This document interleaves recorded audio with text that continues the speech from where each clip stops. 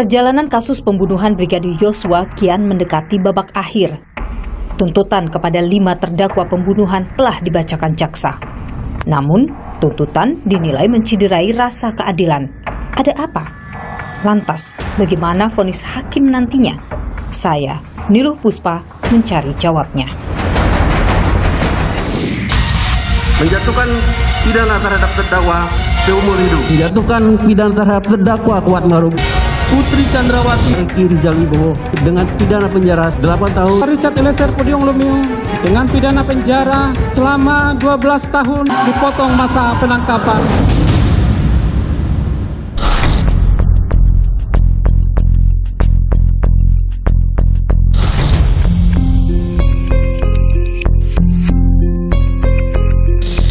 Menghilangkan nyawa Brigadir Nofriansyah Yosua Huta Barat guna menyempurnakan pembunuhan berencana, sementara terdakwa Putri Chandrawati, terdakwa Kuat Maruf, dan terdakwa Ricky Rizal Wibowo tidak secara langsung menyebabkan terjadinya menghilangkan nyawa Brigadir Nofriansyah Yosua. Apa yang Eliezer sampaikan ketika bertemu Ibu? Cuma dia berharap yang terbaik seperti saya bilang tadi, yang adil. Dalam beberapa bulan ini saja saya kasihan melihat dia. Saya sampai bilang sama bapaknya, kalau bisa saya akan menggantikan dia.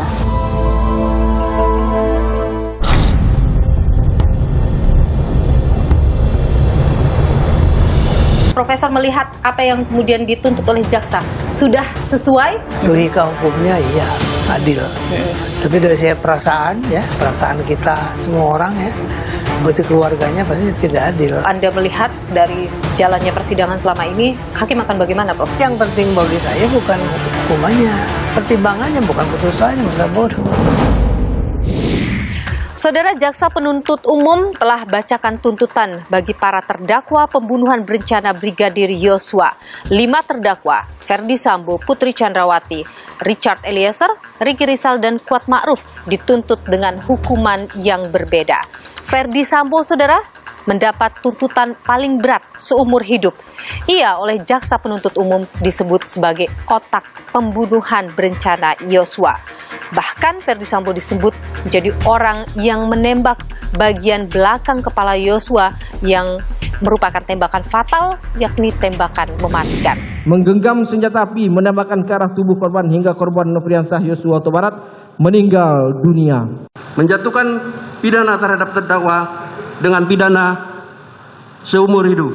Sementara itu, saudara, ajudan Ferdi Sambo, Richard Eliezer, dituntut dengan hukuman 12 tahun penjara. Richard Eliezer disebut sebagai eksekutor pembunuhan Yosua. Meski berstatus sebagai JC atau Justice Collaborator, tapi jaksa penuntut umum tidak menemukan ada hal-hal yang bisa menghapus pidana yang dilakukan oleh Richard Eliezer dalam kasus pembunuhan Brigadir Yosua ini. Terlihat adanya hubungan kerjasama antara terdakwa Richard Eliezer Pudium Lumiu dan saksi Ferdi Sambo, saksi Putri Chandrawati, saksi Ricky Rizal Wibowo, saksi Kuat Maruf, yakni niat menghilangkan nyawa korban Nofriansyah Yosua, menjatuhkan pidana terhadap terdakwa Richard Eliezer Pudium Lumiu dengan pidana penjara selama 12 tahun dengan perintah agar terdakwa tetap ditahan, dipotong masa penangkapan.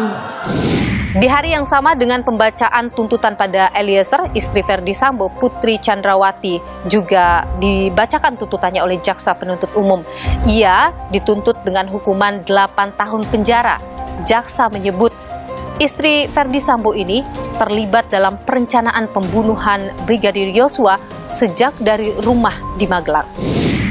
Terdakwa Putri Chandrawati tetap melaksanakan kehendaknya untuk merampas nyawa korban Nofriansyah dengan sengaja tetap mengamankan senjata milik korban Nofriansyah tersebut. Menjatuhkan pidana terhadap terdakwa Putri Chandrawati dengan pidana penjara selama 8 tahun, dipotong masa tahanan dengan perintah terdakwa tetap ditahan.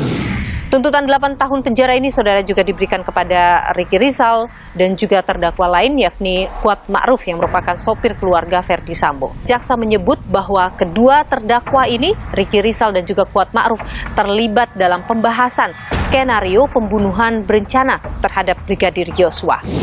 Selalu menunjukkan terdakwa adalah orang yang pertama diminta untuk bertindak oleh saksi Ferdi Sambo, saksi Putri Chandrawati, yaitu dan saksi Putri Chandrawati, yaitu dari mulai melucuti senjata, dipanggil ke lantai 3 rumah saguling, diminta mengemudikan mobil dari rumah saguling menuju rumah dinas Duren 3, diminta mengawasi korban Nofriansah Yosua saat di mobil dan di taman rumah dinas, diminta untuk mengantar saksi Putri Chandrawati pasca penembakan terhadap korban Nofriansah Yosua. Dan terdakwa Kuatmaruf yang sudah mengetahui rencana merampas nyawa korban Nofriansah Yosua Huta Barat hanya berdiam diri saja dan masih berada dalam rumah, yaitu berada di depan pintu dapur dan sama sekali tidak berusaha untuk keluar memanggil bantuan sama sekali. Beragam reaksi pun muncul terkait dengan tuntutan oleh jaksa. Namun jaksa punya pandangan lain terkait hal ini. Sebagaimana fakta hukum yang terungkap di persidangan bahwa terdakwa Ferdi Sambo sebagai pelaku intelektual telah dituntut dengan hukuman seumur hidup karena telah memerintahkan terdakwa Richard Eliezer untuk mengeksekusi, menghilangkan nyawa Brigadir Nofriansah Yosua Huta Barat guna menyempurnakan pembunuhan berencana, sehingga terdakwa Eliezer dituntut 12 tahun pidana penjara. Sementara terdakwa Putri Chandrawati, terdakwa Kuatmaruf, dan terdakwa Rizal Wibowo tidak secara langsung menyebabkan terjadinya menghilangkan nyawa Brigadir Nofriansah Yosua.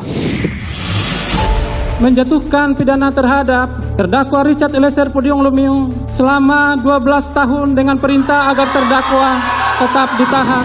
Persidangan kasus pembunuhan Brigadir Yosua dengan agenda pembacaan tuntutan jaksa penuntut umum mendadak ricuh kala jaksa membacakan tuntutan pada Richard Eliezer. Banyak yang kecewa dengan hasilnya, tapi yang paling terpukul dengan tuntutan 12 tahun dari jaksa penuntut umum adalah orang tua, ibunda dari Richard Eliezer. Sudah bersama dengan saya, saudara, ibunda Richard Eliezer, Rineke Pudihang.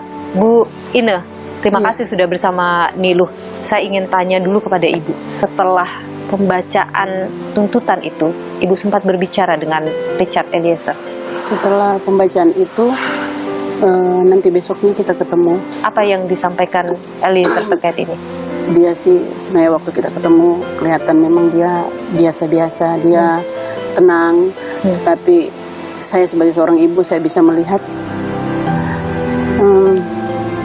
bagaimana hatinya. Dalam hatinya kan, walaupun dia senyum, walaupun dia mungkin tertawa di depan kita, tapi saya tahu hatinya terluka dengan tuntutan yang mungkin begitu berat, 12 tahun. Ibu sempat menanyakan pada Eliezer, menanyakan apa yang dia inginkan misalnya? Ya, tuntutan yang memang adil sesuai dengan apa yang sudah dia lakukan selama persidangan. Mulai dari pemeriksaan sampai persidangan, dia kan sudah jujur, sudah kooperatif. Jadi dia berharap juga dia mendapatkan tuntutan yang memang selayaknya. Ibu sendiri melihat tuntutan jaksa ini, apa yang terfikir oleh Ibu, apa yang seharusnya begitu diberikan oleh jaksa pada apa yang sudah Richard lakukan? Kita waktu mendengarkan pertama, saya kan sama bapaknya nonton dari handphone. Saya terdiam, lalu saya menangis sama bapaknya. Saya bilang, Tuhan, kenapa harus seberat ini, setinggi ini? Anak kami sudah melakukan sesuai dengan apa yang diinginkan, yaitu jujur. Dan kami bersyukur karena waktu itu kan dia GC dari LPSK kan. Iya, jadi kami sudah berpikir bahwa ada keringanan-keringanan untuknya.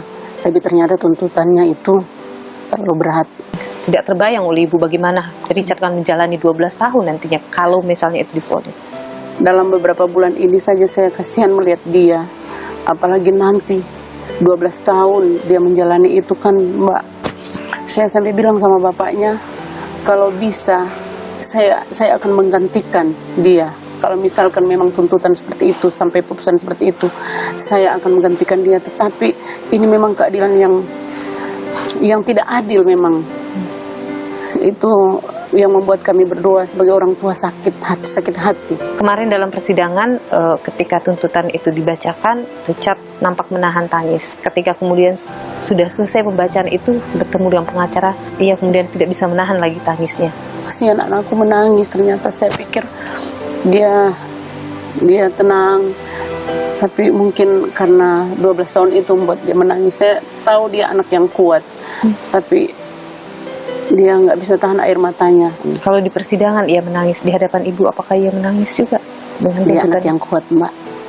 Dia nggak mau lihat kita sedih. Jadi dia yang memberikan kekuatan kepada kami berdua. Anda sempat berkomunikasi dengan pengacara Bang Roni?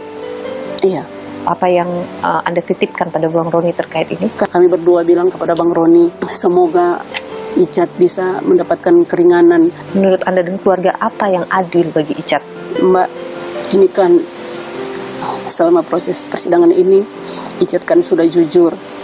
Icat sudah mengakui bahwa dia melakukan, dan dia juga meminta maaf kan kepada keluarga, bersujud kepada kedua orang tua almarhum, sudah menerima kami juga permintaan maaf kami berdua sebagai orang tua. Dari awal hingga akhir keterangannya tidak pernah berubah kan. Kami hanya meminta yang terbaik, dan yang terbaik itu kalau bisa hukuman yang seringan-ringannya. Anda berharap misalnya sama dengan 3 terdakwa lain atau lebih rendah dari 3 terdakwa lain? Kami berharap dia lebih rendah dari ketiga terdakwa lainnya. Dari Putri, Kuat. Iya. Tapi kalau Ibu sendiri, tentu semangat itu masih ada, Bu? Puji Tuhan ada, Mbak. Semangat nggak pernah hilang. Demi anak, apapun akan saya lakukan. Sampai kapanpun saya akan berjuang demi keadilan anak saya. Saya nggak akan diam. Ibu Erneke Pudihang, Ibunda Richard Eliezer, terima kasih sudah berbagi di Niluh. Sehat selalu, Bu. Terima kasih. Gelombang kekecewaan muncul di publik pasca jaksa penuntut umum membacakan tuntutannya kepada para terdakwa pembunuhan Brigadir Yosua. 2 hal yang menjadi riuh di publik, yaitu pertama terkait dengan tuntutan pada Ferdi Sambo yang dianggap tidak maksimal karena hanya dituntut penjara seumur hidup. Sementara yang kedua adalah soal tuntutan pada Richard Eliezer yang dianggap tidak memenuhi rasa keadilan masyarakat karena sebagai justice collaborator ia dituntut dengan 12 tahun penjara, dan itu lebih tinggi dari terdakwa lain seperti Putri Chandrawati dan juga Ricky Rizal serta Kuat Ma'ruf. Bagaimana sebenarnya kalau kita berbicara soal keadilan dan bagaimana juga melihat tuntutan dari jaksa ini? Kita perbincangkan bersama dengan Profesor Romli Atma Sasmita, pakar hukum pidana Universitas Pajajaran. Prof. Romli, terima kasih sudah bersama Niluh, sehat selalu. Ini kita menyambung pembicaraan kita pada pekan lalu, Prof. Kalau Profesor melihat apa yang kemudian dituntut oleh jaksa, sudah sesuai, sudah memenuhi rasa keadilan, Prof? Kalau menurut rasa keadilan ya belum. Dari sisi mananya? Dari sisi rasio logisnya, logika hukumnya iya adil. Tapi dari sisi perasaan ya, perasaan kita semua orang ya, seperti keluarganya pasti tidak adil. Nah, ini bisa hal seperti ini bisa selesai pada waktu putusan. Oke. Karena hakim diberi kewenangan luas, baik yang yuridis maupun non yuridis. Tapi kalau melihat apa yang dituntut oleh jaksa, menurut Anda itu sudah sesuai seharusnya? Sudah sesuai. Sekarang yang penting kan pengacaranya ini. Apa sikap pengacara dalam pembelaannya seperti apa? Ya, nanti. Sehingga dia bisa meyakinkan hakim ini bisa diturun di bawah. Prof. Romli, Kejaksaan Agung itu kemarin menyinggung soal peran Richard ya, terkait dengan tuntutan ini, bahwa Kejagung menyebut bahwa status pelaku yang bekerja sama sebagai GC tidak diatur dalam kasus pembunuhan berencana. Saya pelajari juga nih, ada Undang-Undang Perlindungan Saksi Korban itu 2006, terakhir 2014. Terus ditambah lagi peraturan Mahkamah Agung. Mahkamah Agung mengatakan bukan pelaku utama yang diberi kewenangan untuk memperoleh perlindungan. Dan kalau kita lihat pada Richard Eliezer, salah dong kalau dia diberikan JC karena dia pelaku utama menembak. Keliru. LPSK keliru memberikan status JC itu. Artinya dia tidak membahas sejarah. Padahal disebut dia hanya bisa dilindungi kalau orang itu ya menghadapi perkara terorisme, ya, korupsi, kejahatan serius, organized crime. Kalau yang pidana terus pembunuhan walaupun direncanakan itu nggak ada kewajiban. Tapi ketika kasus yang begitu buram kemudian terbuka karena keterangan dari satu orang ini, apakah itu bisa dipertimbangkan, Prof? Itu bisa dipertimbangkan. Makanya putusan hakim seharusnya mempertimbangkan untuk apa? Ke depan kalau ada perkara yang mirip sama, dipakai juga pertimbangan yang dari jurisprudensi. Jadi ditutup, dilengkapi oleh putusan hakim. Karena keputusan hakim, kalau peraturan itu tegas-tegas normatif dilaksanakan, Eliezer nggak dapat LPSK perlindungan saksi juga nggak adil. Karena dia dengan sukarela mau membuka, walaupun kata kejaksaan yang membuka tuh keluarganya. Tapi kan ini kalau membuka keluarganya juga nggak bisa apa-apa. Kalau kan? Richard tidak bicara, karena si Richard Eliezer lah yang ada di dalam persidangan. Hal yang meringankan Baradae karena dia mendapatkan rekomendasi saksi pelaku yang bersama atau justice collaborator dari LPSK. Kalau itu dimasuki sebagai hal yang meringankan, ya kan? Ya kemudian juga diklaim oleh Pak Jampidum karena sudah mempertimbangkan rekomendasi dari LPSK, makanya 12 tahun. Kenapa kalau itu diterima rekomendasi LPSK itu, tetapi kok penerapannya tidak sesuai dengan undang-undang? Nah di sini masalahnya kan, apakah Eliezer itu dijadikan GC? Dia berhak memperoleh fasilitas hak-hak yang diberikan oleh negara sebagaimana diatur dalam undang-undang. Menurut saya belum bisa. Sementara dia diakui, tapi hak-hak dia tidak diakui. Keringanan hukuman antara lain itu ada. Jadi tidak salah juga kalau kejaksaan tidak memberikan keringanan-keringanan dalam tuntutan. Prof, melihat misalnya Richard dengan status JC-nya, dia dikenakan pasal 340, didakwa dengan pasal 340. Berbeda dengan Sambo, dengan cukup jauh, dianggap oleh jaksa cukup jauh. Apakah itu sudah adil? Ya kan, sudah hukuman terendahnya 20 tahun. Jadi itu sudah keluar dari pakemnya KUHP pasal 340 kan, jaksa. Makanya sudah katakan oleh Pak Jampidum lebih ringan katanya. Sudah termasuk dipertimbangkan bla bla bla bla, tapi itu memang jauh di bawah. Termasuk juga si 3 orang itu. Mungkinkah vonis hakim akan lebih rendah dari tuntutan? Harapannya kan begitu. Bahkan di situ ya, di peraturan Mahkamah Agung sebut bisa dikasih percobaan pidana bersyarat atau diberikan hukuman jauh lebih ringan dari terdakwa yang lain. Itu ada itu pedomannya. Jadi kalau si hakim ini ya, dia baca itu dan dia harus baca pedoman loh bagi hakim, dia harus tunduk di situ. Selamat nih semua gitu kira-kira. Terutama si Eliezer. Saya harapkan Eliezer itu pidana bersyarat aja udahlah. Itu pun pasti ada yang protes kan. Dia yang nembak kok bersyarat kan. Itu pun diperintah. Kalau Anda melihat dari jalannya persidangan selama ini, hakim akan bagaimana, Prof? Hakim akan pada peraturan itu Mahkamah Agung tadi, bersyarat, pidana atau sewaktu-waktu lamanya lebih rendah dari Kuat sama Putri sama Ricky Rizal. Tapi yang penting bagi saya bukan hukumannya, pertimbangannya. Kenapa dia bersyarat? Dia harus, itu yang penting buat para ahli hukum, pengacara itu pertimbangannya, bukan putusannya, masa bodoh. Pertimbangannya, di rasio legis dari satu putusan hakim itu yang jadi presiden ke depan. Nanti ya kalau hakimnya sama, seperti itu nih putusan, ya berarti hakim juga tidak mengakui dia JC. Putri Chandrawati yang disebut sebagai sumber dari kemudian pertikaian itu terjadi sampai dengan pembunuhan itu terjadi, diberikan tuntutan 8 tahun. Anda melihatnya bagaimana? Saya kira sedang lah, cukup 8 tahun. Padahal dia pasalnya 340, Prof. Itu semua juga Kuat Ma'ruf 340. Kalau lihat, ini kan sumbernya bukan si Putri sebetulnya, si Sambo aja ini, ya, kecemburuan luar biasa gitu, sampai pengen bunuh, tidak pernah dibuktikan, tidak pernah tanyakan bener nggak ada lagi saksi. Dia ngerti kok, Sambo pasti, secara hukum dia nggak punya bukti, cuman udah kadung, emosi. Anda melihat Putri menjadi dalang atau otak dari kasus ini? Enggak lah, yang dalam otaknya ya lakinya. Hanya Sambo seorang? Iya, dia membantu.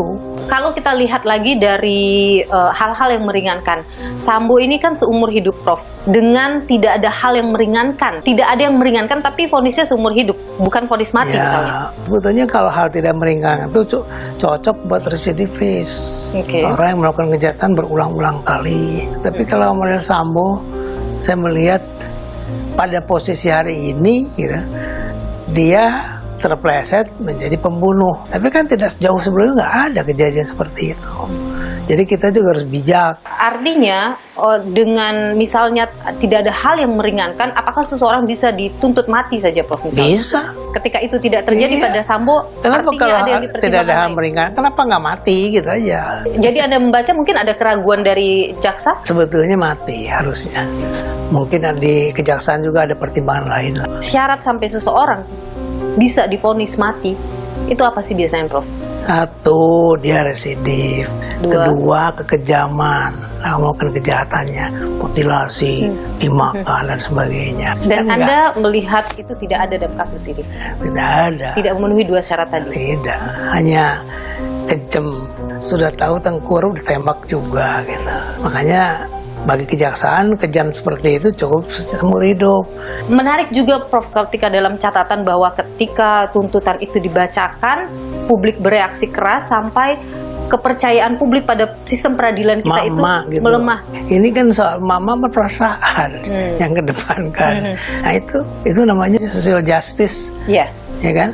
Beda dong dengan jaksa, beda dengan pengadilan. Ada social justice. Hukum pidana itu jangan, kalau udah kejadian jangan perasaannya. Lihat dulu buktinya, faktanya. Baru kemudian perasaannya. Nah, perasaan itu muncul dalam putusan hakim, bukan ke jaksa. Jaksa nggak boleh berperasaan. Celaka kalau jaksa berperasaan. Semua itu ringan, ada nggak? Nggak apa-apa. Oke, jadi apa yang dilakukan jaksa kalau menurut Anda sudah tepat ya, Prof? Benar, tepat. Pekan ini, Prof, akan masuk ke pembelaan.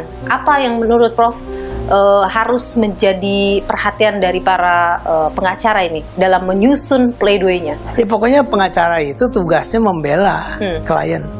Seberapa mungkin dibela ya sesuai dengan fakta persidangan yang ditemui. Apa? Terserah yang tahu kan. Dan yang paling dekat adalah kita menunggu bagaimana kemudian vonis yang akan diberikan oleh hakim. Nah, penting hakim.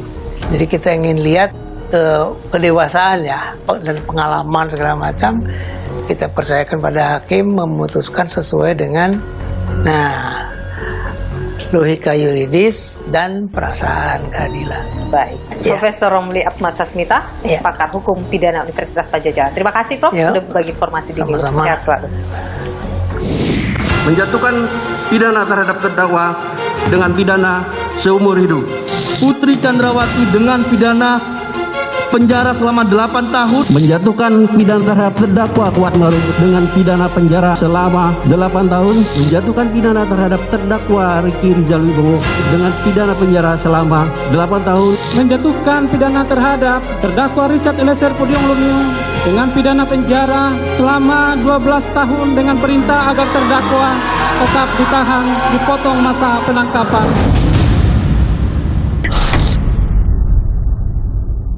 Saudara, hasil tuntutan JPU kepada para terdakwa kasus pembunuhan Brigadir Yosua menuai kekecewaan bagi keluarga almarhum Brigadir Yosua. Menurut kuasa hukum, tuntutan yang diberikan oleh JPU ini juga jauh dari hukuman yang seharusnya diberikan pada orang yang terjerat dengan pasal 340 pembunuhan berencana. Sudah bersama saya, saudara, ada Kamarudin Simanjuntak, pengacara keluarga Brigadir Yosua. Bung Kamarudin, terima kasih sudah bersama Nilu, sehat selalu.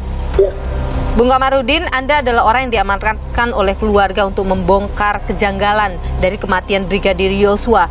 Prosesnya sudah berjalan cukup panjang sampai kemudian tuntutan sudah dibacakan. Apa komentar Anda terkait dengan tuntutan yang diberikan oleh JPU kepada para terdakwa? Komentar saya pertama, jaksa penuntut umum membuat kengauran baru, yaitu seharusnya setelah selesai penyidikan dan sidang harusnya perkaranya terang. Tetapi jaksa mencoba mengaburkan masalah, yaitu dengan cara mengatakan terjadi perselingkuhan. Ini sangat menyakitkan hati orang tua almarhum Brigadir Yosua. Tetapi yang mau saya katakan, jaksa ini sebenarnya tidak bermasalah, tetapi yang bermasalah pimpinan jaksa, karena mereka hanya ditugaskan membaca, sedangkan rentut atau rencana tuntutan itu adalah berasal dari pimpinan jaksa, dalam hal ini Jaksa Agung dan Jaksa Agung Muda Tindak Pidana Umum. Anda lebih kecewa kepada yang mana? Apakah tuntutan kepada Putri Chandrawati, Ferdi Sambo, atau kepada Richard Eliezer? Saya lebih kecewa kepada ringannya tuntutan kepada Putri Chandrawati. Kenapa Anda menganggap karena itu? Gini, Putri Chandrawati ini kan adalah biang keladi atau otak daripada pembunuhan ini. Tanpa Putri Chandrawati tidak akan ada pembunuhan ini. Barada Richard Eliezer ternyata dia sudah bersedia berkata jujur dan berterus terang serta menyesal dan meminta maaf, tetapi tidak dipandang sebagai hal yang meringankan oleh jaksa. Harapan saya tadinya Barada Richard Eliezer dituntut di bawah 5 tahun. Dituntut di bawah 5 tahun, tapi ia ini adalah eksekutor, disebut oleh jaksa ia adalah eksekutor. Artinya dia berperan aktif sampai meninggalnya Brigadir Yosua. Di mana kemudian logikanya bahwa dia harus di bawah 5 tahun? Logikanya begini, seandainya Barada Richard Eliezer tidak mau mengeksekusi atas perintah Jenderal Bintang 2 Kadipropam, maka ada kemungkinan besar bahwa Barada Richard Eliezer juga akan dieksekusi juga. Maka demi menyelamatkan nyawanya, Barada Richard Eliezer harus mau mengeksekusi. Dia itu pangkat terendah di kepolisian, artinya dia kan hanya pesuruh. Sekarang pertanyaannya, ada nggak power daripada Barada Richard Eliezer untuk melawan? Saya rasa dia tidak punya power. Bung Kamarudin, menurut Anda hukuman yang paling adil, kita bicara soal keadilan bagi para terdakwa ini berapa? Anda mengharapkan Ferdi Sambo ini seperti apa? Tetapi saya pribadi memang tidak menginginkan hukuman mati juga kalau saya pribadi sesuai iman saya. Artinya hukuman seumur hidup itu sudah tepat kalau saya pribadi. Tetapi karena saya sebagai penasihat hukum, kepentingan saya adalah kepentingan hukum klien, maka klien saya mengatakan ancamannya harusnya hukuman mati. Dan untuk Putri Chandrawati juga idealnya ancaman hukuman mati atau seumur hidup. Karena dia merupakan biang keladi daripada persoalan ini. Dialah pemicu pembunuhan terencana dan dia juga ikut merencanakan, dia ikut melakonkan. Kemudian terhadap Ricky Rizal maupun Kuat Maruf, karena mereka mengetahui rencana pembunuhan ini tapi mereka berbohong, mereka juga pantas setidak-tidaknya dihukum seumur hidup. Namun kepada Barada Richard Eliezer, karena dia tidak tahu tentang rencana pembunuhan ini, kecuali dia hanya diperintah dan dia tidak punya motif, maka menurut saya layaklah dia misalnya dituntut di bawah 5 tahun, dan dia juga masih sangat muda, masa depannya masih sangat panjang, kan begitu. Anda tidak melihat pertimbangan misalnya tentang masa lalu, misalnya ini adalah perbuatan pertamanya, misalnya Ferdi Sambo atau Ricky Rizal yang kemudian dalam pertimbangannya disebut oleh jaksa dia menjadi tulang punggung keluarga, masih punya anak yang kecil. Anda tidak melihat pertimbangan-pertimbangan itu, Bung Kamarudin, sebagai hal yang mungkin akan bisa meringankan? Secara pribadi, saya melihat begitu. Tetapi karena saya bukan kepentingan pribadi, melainkan kepentingan klien, maka yang saya tampung adalah kepentingan klien saya, yaitu keluarga Brigadir J. Huta Barat, supaya tidak terjadi lagi ke depan seperti ini, supaya polisi juga atau pelaku-pelaku kejahatan lain pada bertobat yang melakukan perbuatan selama ini seperti ini, supaya jerak dan tidak mengulangi lagi, maka perlu hukuman yang tegas, kan begitu. Oke. Harapan keluarga dan juga harapan Anda kepada vonis hakim nanti? Harapan saya kepada hakim, karena hakim ini adalah, atau majelis hakim ini adalah wakil Tuhan sesuai irah-irah yang menyatakan demi keadilan berdasarkan ketuhanan yang Maha Esa, maka tegakkanlah hukum supaya tercapai kepastian hukum, keadilan dan kemanfaatannya. Oke, dan Anda yakin, punya keyakinan pada hakim bahwa hakim akan bisa memberikan vonis dengan rasa keadilan untuk korban klien Anda? Saya mau mengatakan bahwa hakim punya kewajiban moral untuk memberikan hukum yang adil atau vonis yang adil, baik itu secara pertimbangan hukum maupun dalam putusannya, misalnya dengan cara membuat putusan ultra petita. Ultra petita itu artinya membuat hukuman yang jauh lebih berat daripada tuntutan jaksa bisa. Artinya hakim itu tidak terikat kepada tuntutan, tetapi terikat kepada pasal dakwaan, kan begitu. Artinya Anda punya keyakinan bahwa hakim akan bisa bersikap adil nanti pada saat vonisnya? Kalau hakim ini adalah benar-benar wakil Tuhan, dia bisa. Kamarudin Simanjuntak, pengacara keluarga Brigadir Yosua. Terima kasih sudah berbagi informasi di Nilu. Sehat selalu, Bung Kamarudin.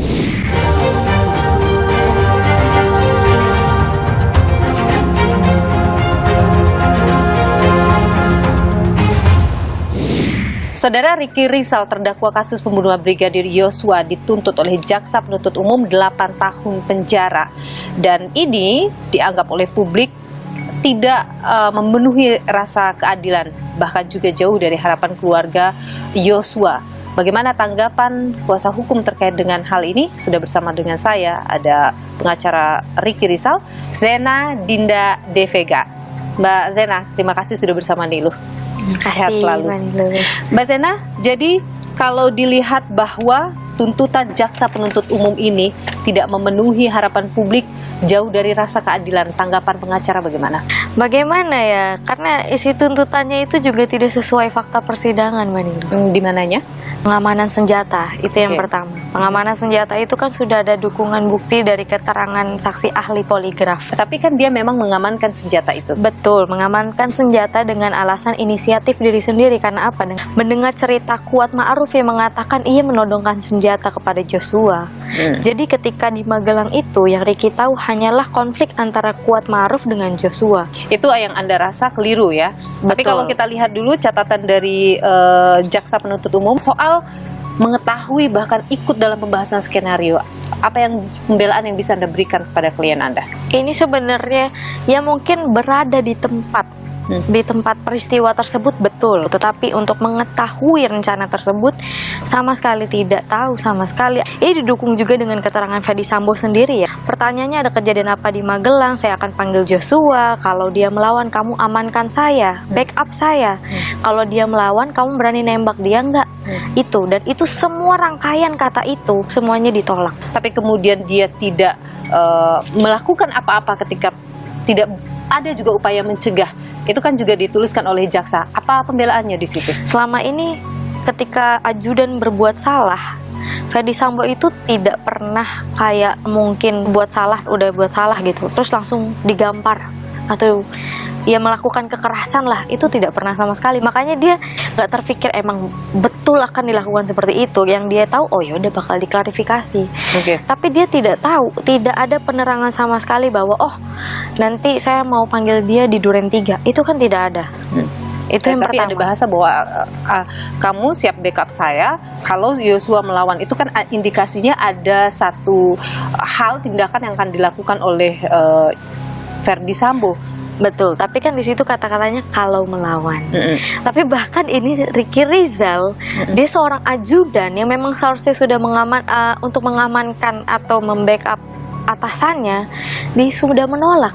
Penolakan yang dilakukan Ricky Rizal itu harusnya menjadi hal yang akan meringankan ia dalam perkara ini. Iya, artinya Ricky Rizal di saat dia sudah menolak amankan, backup maupun menembak sudah menolak, artinya dia sudah tidak punya niat.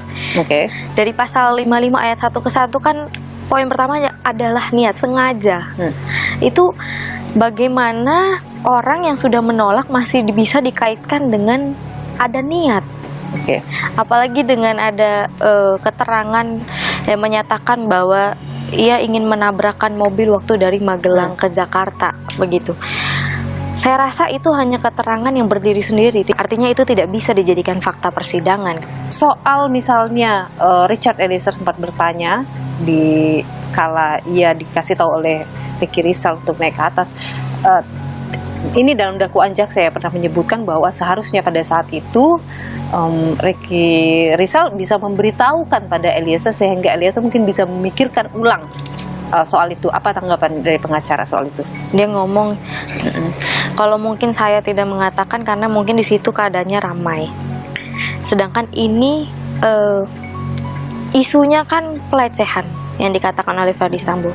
Menarik diri misalnya untuk berbicara secara berdua dengan Eliezer misalnya waktu itu tidak memungkinkan kah? Tidak memungkinkan karena itu sangat ramai, itu pertama, dan memang kan perintahnya kan cuma panggil Richard. Bagaimana tanggapan dari keluarga Ricky Rizal terkait dengan tuntutan ini? Apa yang mereka harapkan yang mungkin dititipkan pada pengacara? Sangat kecewa sekali, Mbak. Kemarin sempat dengan tuntutannya? Dengan tuntutannya.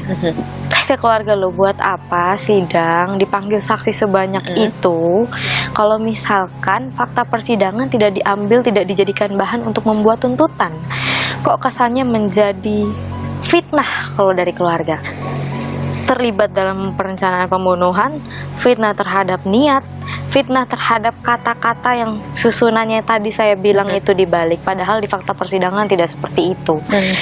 Karena kalau kita lihat turut sertakan di pasal 55 ayat 1 ke 1 itu kan harus aktif, bahwa klien saya tidak secara aktif. Kalau misalkan dibilang secara aktifnya adalah mengantarkan Joshua masuk ke dalam. Ada juga bagian part ketika ia bersama Joshua juga masuk ke dalam rumah. untuk mengantarkan dulu ya mungkin dari Saguling ke Duren 3, bahwa mengetahui akan ada di Duren 3 isolasi itu saat di mobil ditanyakan sama Ricky, ibu mau isolasi di mana? Di Duren 346 Dik. Ya. Jadi itu menurut Anda dia tidak tahu bahwa akan ada pembunuhan di Duren 3. Dia hanya mengikuti perintah itu ya, pembelaan Anda. Ya, itu apa yang kemudian diharapkan? Yang diharapkan mau vonis bebas. Oh tentunya Mbak, karena tidak ada fakta yang selama persidangan tidak ada. Tapi kalau fakta. dia dinilai misalnya berbelit-belit ketika memberikan tidak mengakui perbuatannya, bagaimana bisa meminta untuk bebas ketika di situ faktanya adalah ada orang yang mati dan di situ ada Ricky Rizal. Dari tim PH, Ricky Rizal tidak pernah berbelit-belit, tidak pernah berputar-putar, dan Ricky Rizal satu yang saya tahu dari hasil BAP dia, keterangan dia di BAP selama di Bareskrim sampai di persidangan konsisten, tidak pernah ada yang berubah-berubah. Kalau kita lihat dari pidananya itu adalah 340, hukumannya 20 tahun penjara, tapi ini sudah sangat jauh di bawahnya, yakni 8 tahun penjara. Itu pun menurut Anda masih tetap tidak adil? Masih tetap tidak adil. Dan Anda akan memperjuangkan atau tim pengacara memperjuangkan bahwa ini harus vonis bebas? Pasti kami akan perjuangkan. Baik. Terima kasih pengacara Ricky Rizal, Zena Dinda De Vega. Terima kasih Mbak Zena, sehat selalu. Terima kasih. Menjatuhkan pidana terhadap terdakwa dengan pidana seumur hidup. Putri Chandrawati dengan pidana penjara selama 8 tahun. Menjatuhkan pidana terhadap terdakwa Kuat Maruf dengan pidana penjara selama 8 tahun. Menjatuhkan pidana terhadap terdakwa Ricky Rizal Wibowo dengan pidana penjara selama 8 tahun. Menjatuhkan pidana terhadap terdakwa Richard Eliezer Pudium Lumiu dengan pidana penjara selama 12 tahun dengan perintah agar terdakwa tetap ditahan, dipotong masa penangkapan.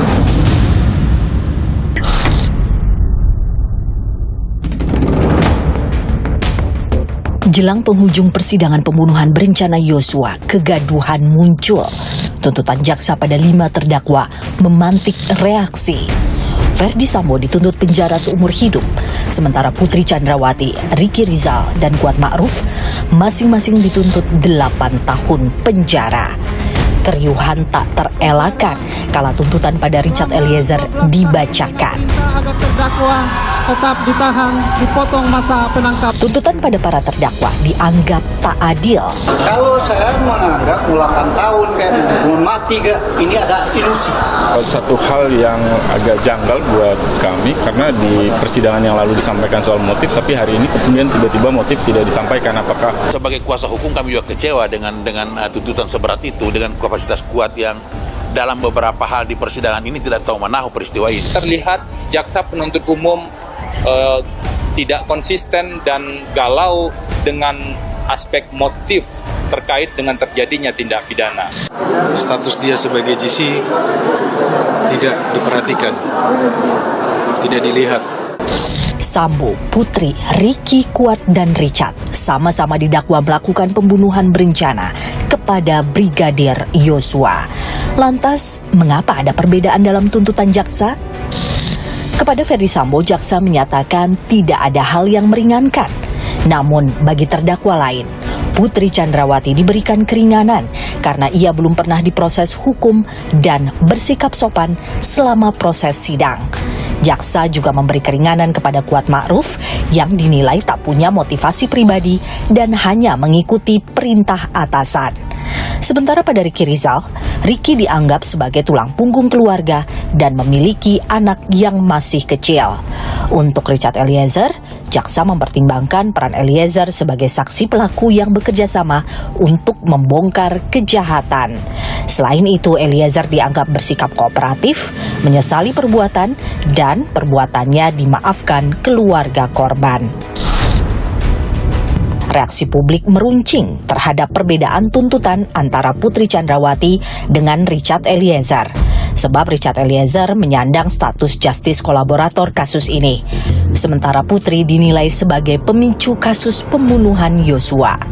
Dan dia sudah menunjukkan komitmennya, menunjukkan konsistensinya untuk mengungkap kejahatan ini secara terang benderang. Bahkan kalau tidak ada pernyataan dan keterangan dari Richard, pengakuan dari Richard, kasus ini juga nggak akan terbuka ya. Rekomendasi LPSK berkaitan dengan status Richard Eliezer sebagai justice kolaborator sekaligus penghargaannya untuk keringanan penjatuhan hukuman tidak diperhatikan gitu ya.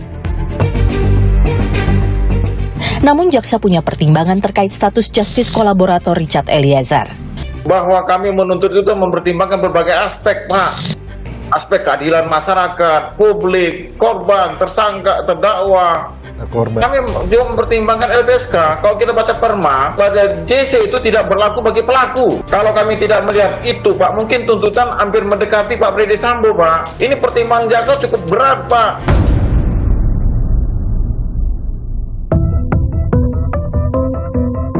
Pasca pembacaan tuntutan jaksa, Menko Polhukam Mahfud MD menyatakan ada dugaan gerakan bawah tanah yang sengaja memengaruhi putusan terhadap Sambo dan kawan-kawan.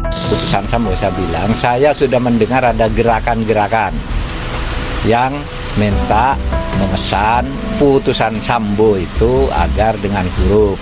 Tapi ada juga yang minta dengan angka. Jadi bukan putusan yang ini yang kesana. Ada yang bergerilya, ada yang ingin Sambo dibebaskan, ada yang ingin Sambo dihukum, kan gitu. Tapi kita bisa amankan itu di kejaksaan. Saya pastikan kejaksaan independen. Ada katanya seorang brigjen mendekati si A si B. Saya bilang brigjennya siapa? Suruh sebut ke saya. Nanti di sini saya punya majen banyak kok. Saya bilang. Kalau Anda bilang majen yang mau menekan pengadilan atau kejaksaan, di sini saya punya legend.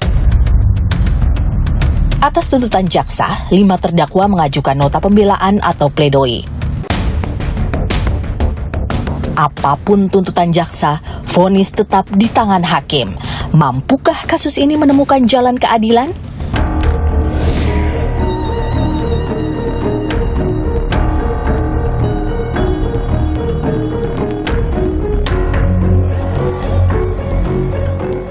Dagdikduk menanti putusan.